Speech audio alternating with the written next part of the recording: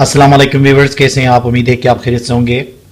आज इस क्लास के अंदर हम डिफरेंट स्ट्रक्चर पढ़ेंगे जो हम उर्दू जुमलों को इंग्लिश में ट्रांसलेट करने के लिए इस्तेमाल कर लेते हैं। वो तमाम व्यूअर्स जिन्होंने अभी तक चैनल सब्सक्राइब नहीं किया, आप चैनल सब्सक्राइब करें ताकि हर अपडेट आपको आसानी से मिल सके। तो आइए शुरू कर लेते हैं। नीदर डैश डैश नॉर, ये इस्तेमाल होता ना डैश डैश डैश ना, मतलब दोनों कामों में से कोई भी ना हो, ठीक है। और इसका स्ट्रक्चर इस तरह से बनता, देखें, नेदर सब्जेक्ट, फिर वर्ब, उसके बाद यूरसेल्फ, फिर नॉर, लेट या वर्ब। अब यहां पे देखें, यूरसेल्फ की जगह में अगर आप हैं तो यूरसेल्फ होगा, वो है तो हिमसेल्फ होगा, वो बहुत सारे हैं तो क्या होगा, देमसेल्फ होगा। यहां पे क्या होता है, चेंज होता है, चला जाएगा। जैसे कि देखें, न खुद खाते हो न खाने देते हो। अब इसका क्या होगा, देखें, neither you eat yourself nor let eat। क्या होगा, neither you eat yourself nor let eat का तर्जुमा क्या है, ना खुद खाते हो ना खाने देते हो। देखे ना, neither nor जैसे के ऊपर हमने कहा था कि ना उसने खुद खाया खाता है, ना किसी और को खाने देता है। तो इसका मतलब है दोनों में काम क्या हो रहा है, नहीं हो रहा है, ठीक है। इस तरह से देखें, न खुद खेलते हो न खेलने देते हो, तो क्या कहोगे, neither you play yourself nor let play. क्या होगा, neither you play yourself nor let play. इस तरह से देखें, न खुद करते हो न करने देते हो, तो क्या होगा, देखें, neither you do yourself nor let do. क्या होगा, neither you do yourself nor let do, न खुद करते हो ना करने देते हो। अब इसी तरह देखें, न वो खुद पढ़ता है न पढ़ने देता है, तो फिर इसके लिए क्या होगा, देखें, neither he studies himself nor let study. अब मैंने कहा था ना कि यहाँ पे जो यूर सेल्फ है, यहाँ पे आप आ गया तो यूर सेल्फ होगा, अगर वो आया है तो क्या होगा, हिमसेल्फ, अगर वो बहुत सारे हैं तो क्या होगा, देम सेल्फ होगा, अगर वहां पे वो अगर कोई फीमेल है तो फिर वहां पे यहाँ पे क्या लगेगा, यहाँ पे हर सेल्फ लगेगा, ठीक है। तो क्या हो गया, देखें, न वो खुद पढ़ता है न पढ़ने देता है, तो इसके लिए क्या कहेंगे हम, neither he studies himself nor let study. अच्छा होता कहने के लिए हम क्या इस्तेमाल करते हैं, it would have been better. It would have been better ये माजी के लिए इस्तेमाल होता है, ठीक है। हम अक्सर कहते हैं ना कि अच्छा होता कि वो यहाँ आता, उसका मतलब ये है कि वो वहां यहाँ नहीं आया था, ठीक है, तो उसको आना चाहिए था लेकिन वो यहाँ नहीं आया है, तो बाद में वक्त गुजरने के बाद हम इसका इस्तेमाल कर लेते हैं। ये have, would have been conditional sentences के अंदर आपको पता है कि ये फोर्थ कंडीशन के अंदर इस्तेमाल कर लेते थे, मतलब थर्ड कंडीशन जीरो के साथ मिला के फोर्थ कंडीशन होता है। तो कंडीशनल सेंटेंस का अगर लेक्चर आपको पढ़ना है तो प्लेलिस्ट में जाके आप पढ़ सकते हैं। अब देखें, इसका फार्मूला कुछ इस तरह से होगा, it would have been better के बाद हम इफ इस्तेमाल करेंगे, फिर सब्जेक्ट, फिर हेड, फिर वर्ब की थर्ड फॉर्म, फिर जाके ऑब्जेक्ट। अब जैसे कि देखें, अच्छा होता अगर आपने अंग्रेजी सीख लिया होता, ठीक है, अच्छा होता अगर आपने अंग्रेजी सीख लिया होता। इसका ट्रांसलेशन इस तरह होगा, it would have been better if you had learned English. It would have been better if you had learned English. इसका मतलब यह है कि उस बंदे ने अंग्रेजी नहीं सीखा था, ठीक है, और अब भी नहीं सीखा हुआ है, तो उसके लिए हम क्या कहेंगे, अच्छा होता अगर आपने अंग्रेजी सीख लिया होता। इसी तरह से देखें, अच्छा होता अगर वो यहां आता, अच्छा होता अगर वो यहां आता, तो इसके लिए क्या होगा, it would have been better if he had come here. It would have been better if he had come here, ठीक है।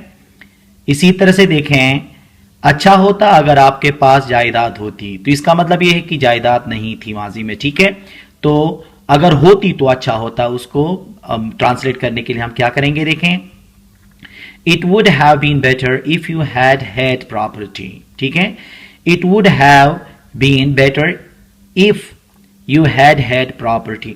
अब यहां पे डबल हेड से आप लोगों को परेशान होना नहीं है, एक ये हेड पास्ट परफेक्ट का है और ये एक हेड थर्ड फॉर्म है, किसका, मलकियत का, हैव का थर्ड फॉर्म है, इसलिए क्या होगा, हैड हैड प्रॉपर्टी। माजी में कोई मतलब आपके पास जब प्रॉपर्टी होती है पास्ट परफेक्ट के अंदर तो ये स्ट्रक्चर इस्तेमाल होता है, ठीक है।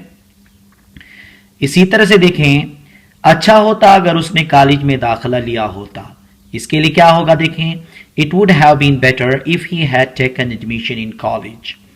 It would have been better if he had taken admission in college. ये हम उस वक्त कहेंगे कि उसने दाखिला नहीं लिया था, उसने टाइम ज़ाया किया, फिर उसके बाद हम उसको ये बता देते हैं, ठीक है। अच्छा होता अगर उसने झूठ नहीं बोला होता, इसका मतलब क्या है, उसने झूठ बोला है, ठीक है। अच्छा होता अगर उसने झूठ नहीं बोला होता कहने के लिए क्या कहेंगे, देखें, it would have been better if he had not told a lie. It would have been better if he had not told a lie. कुछ भी कहो कहने के लिए इंग्लिश में हम क्या कहते हैं, से व्हाट यू विल। हम किस चीज का इस्तेमाल करेंगे, से व्हाट यू विल का इस्तेमाल करेंगे, क्या कहने के लिए, कुछ भी कहो कहने के लिए। इसका फार्मूला कुछ इस तरह से बन जाएगा, देखें, स्ट्रक्चर से व्हाट यू विल, फिर उसके बाद सेंटेंस। सेंटेंस का मतलब यह है कि यहां पे कोई सा भी आप टेंस इस्तेमाल कर सकते हैं, ठीक है। जैसे कि देखें, कुछ भी कहो वो बहुत अच्छा आदमी है। अब इसको ट्रांसलेट करने के लिए क्या करेंगे, देखें, say what you will he is a good man.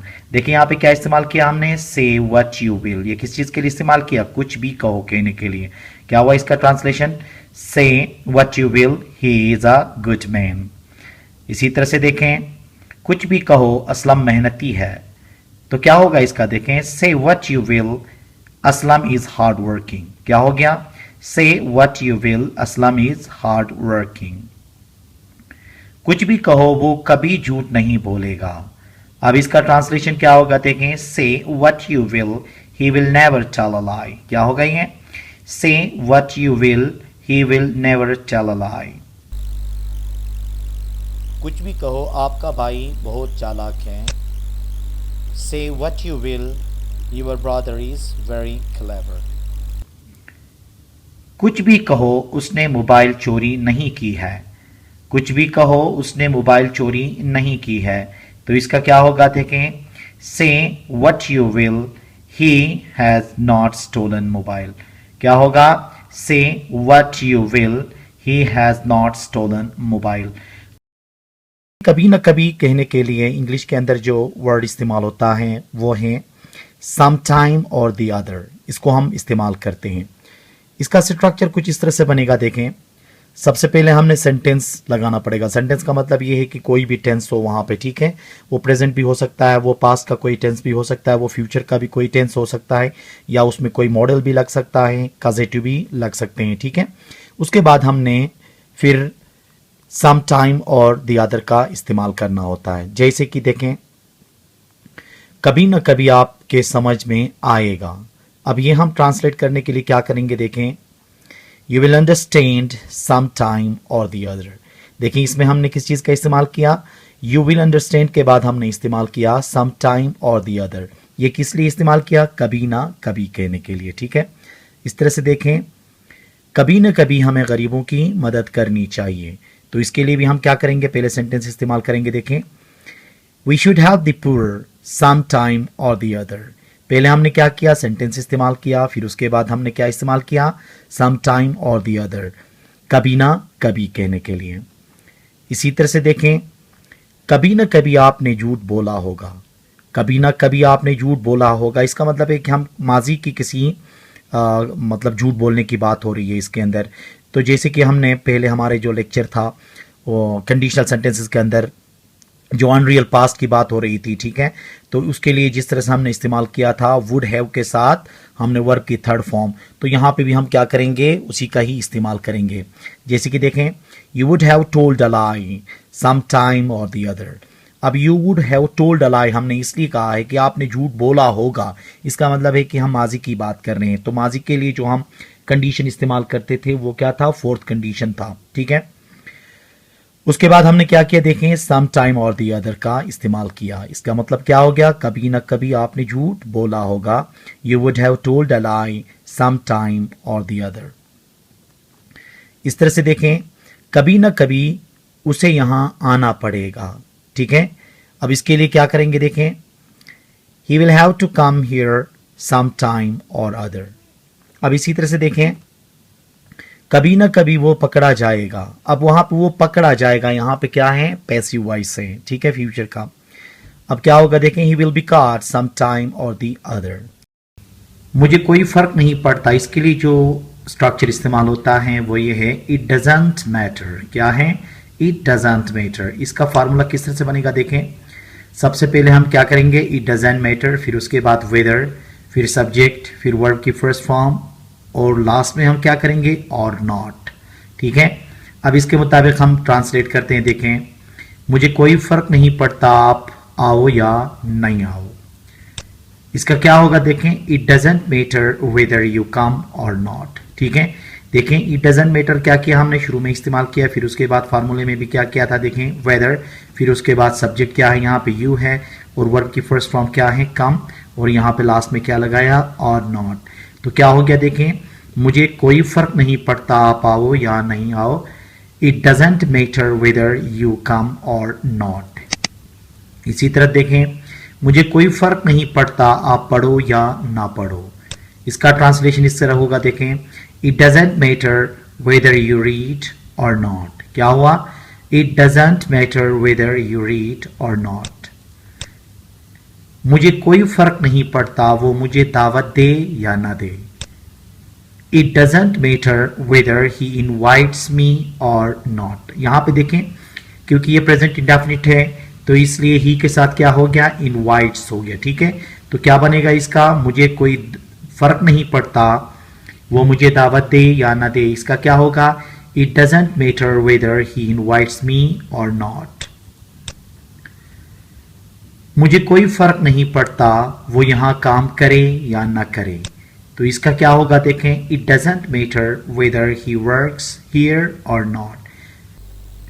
देखें, आज नहीं तो कल के लिए क्या इस्तेमाल होगा, सूनर और लेटर। क्या इस्तेमाल होगा, सूनर और लेटर। और इसका जो फार्मूला है वो इस तरह से बनता है। देखें, पहले सेंटेंस होगा, फिर उसके बाद हम क्या करेंगे, सूनर और लेटर का इस्तेमाल कर लेंगे। जैसे कि देखें, आज नहीं तो कल आपको अंग्रेजी सीखना पड़ेगा। आज नहीं तो कल आपको अंग्रेजी सीखना पड़ेगा। तो इसका क्या होगा देखें, you will have to learn English sooner और लेटर। देखिए यहाँ क्या इस्तेमाल हुआ, सूनर और लेटर, आज नहीं तो कल कहने के लिए। ठीक है, या इसका इस तरह से भी हो सकता है कि अभी नहीं तो बाद में के लिए भी ये इस्तेमाल होता है। इसी तरह से देखें, आज नहीं तो कल उसे नौकरी करनी पड़ेगी। इसका क्या होगा, he will have to do job sooner और later. He will have to do job sooner और लेटर। आज नहीं तो कल आपको सच बोलना पड़ेगा। इसका क्या होगा देखें, you will have to speak the truth sooner और later. You will have to speak the truth sooner और लेटर। आज नहीं तो कल वो आपकी मदद करेगा। इसका क्या होगा देखें, he will help you sooner और later. He will help you sooner और लेटर। आज नहीं तो कल उसे यहां आना पड़ेगा। आज नहीं तो कल उसे यहां आना पड़ेगा। इसके लिए क्या करेंगे देखें, he will have to come here sooner और लेटर। अब ये जो स्ट्रक्चर्स हमने डिस्कस कर लिए ये हम अपनी रोज़मर्रा ज़िंदगी में बहुत ज़्यादा इस्तेमाल कर लेते हैं। अगर इनको सही तरीके से हम इंग्लिश में प्रैक्टिस करें तो हम आसानी से इंग्लिश बोल सकते हैं, इंग्लिश सीख सकते हैं और इंग्लिश के अंदर हम फ्लुएंसी ला सकते हैं। तो इसलिए आप ऐसा कीजिएगा कि इनके प्रैक्टिस करें, लिख लें, जुमले बनाएं और डेली लाइफ में इनका इस्तेमाल करें ताकि आपकी अंग्रेज़ी बेहतर हो। उम्मीद है कि आज का ये लेक्चर आपको पसंद आया होगा। Thank you very much.